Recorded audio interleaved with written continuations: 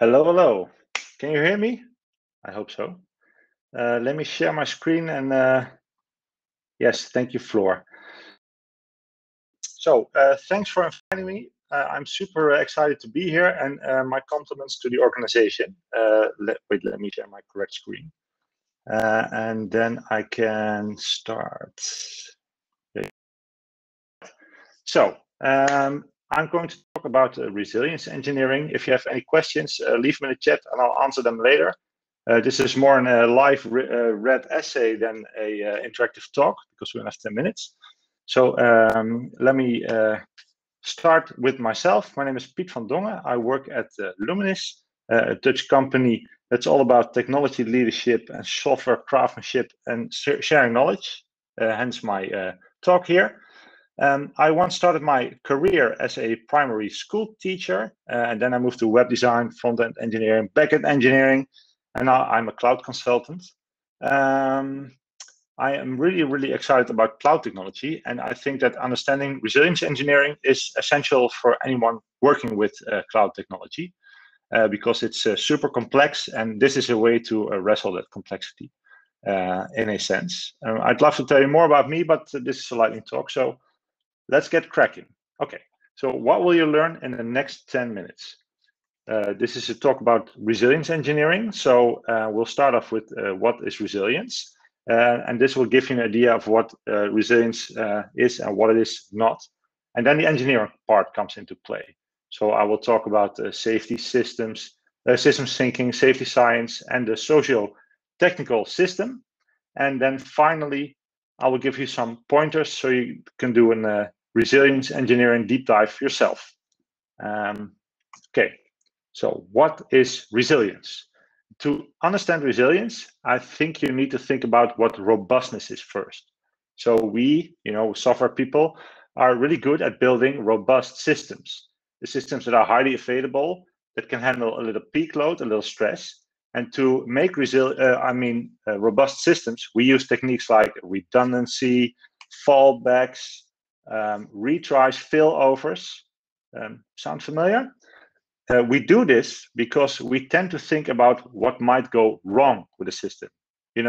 Servers might fail, networks might become unreliable, things just go, and that's not what we want. So we design around all these things we know can go wrong. And resilience engineering people sometimes call this the known unknowns. Robustness is nice, but that does not protect us when things go south in the most unexpected ways. Redundancy won't help when the retro-encabulator's hydrocoptic Marshall vanes go from horizontal to fumbling. And that's what we call unknown unknowns. The stuff we don't know, to quote this gentleman, Ronald Rumsfeld. And that's the stuff that resilient systems can handle, and robust systems cannot. So an example, glass. Glass is robust. You can tap it until it breaks. If you smash it with a hammer, then it breaks. So it's robust. It can take a lot, but it's not resilient. Once it's broken, it's broken. This is not a good example of resilience engineering, but it's a good example of robustness. A better example of resilience is the human body.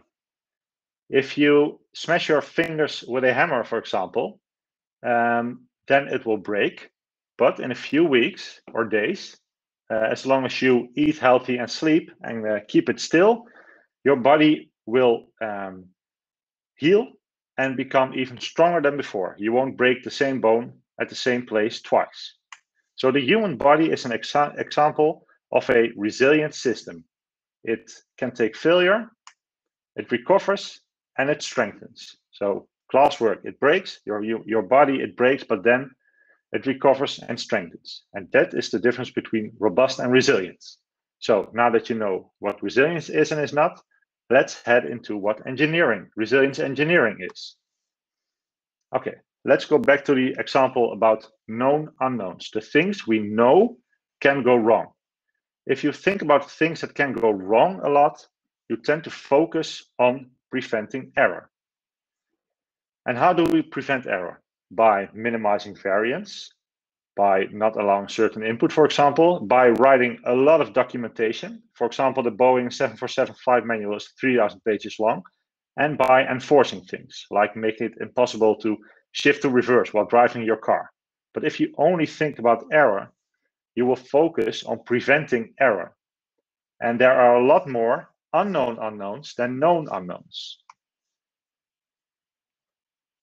So, have you seen HBO's series Chernobyl?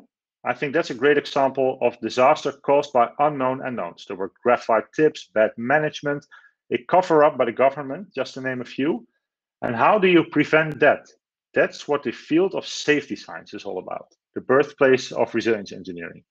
In trying to create a safer world, safety scientists are trying to shift the focus from avoiding things that can go wrong sometimes to make sure things go right most of the time. And they do this by focusing not only on technology, but on humans as well. The so-called socio-technical system. When resilience engineering advocates talk about systems, they don't mean computers, components, networks.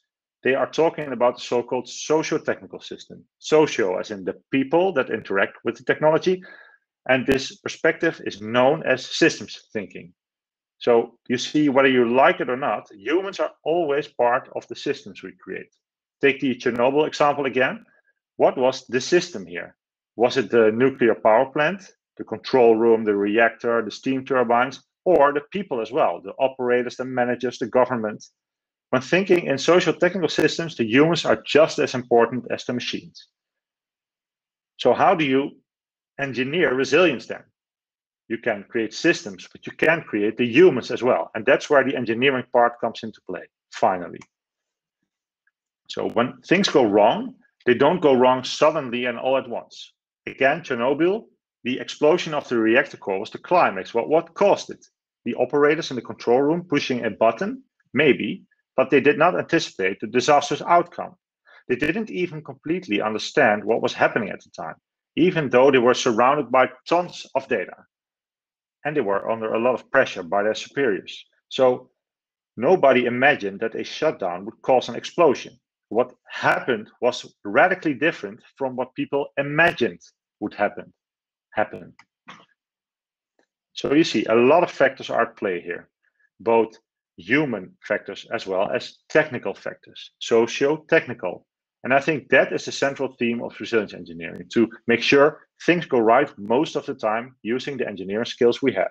We can do this by helping the human parts of our system as much as possible, by creating transparent systems, for example, or systems with clear controls, interfaces that enable operators to control the system when they decide they need to and get into what they just did and how the system reacts. Another way to practice resilience engineering is by creating easily extensible systems that can improve over time. So you should write clear modular code, for example, and implement architectures that can evolve over time. Make sure you're clear about what your code does, or at least should and should not do. And lastly, when things go wrong, and they will go wrong, keep an open mind. Don't focus on a single root cause, because it does not exist, and it only limits your chances of success the next time. So don't blame each other, but use the opportunity to create an even better system.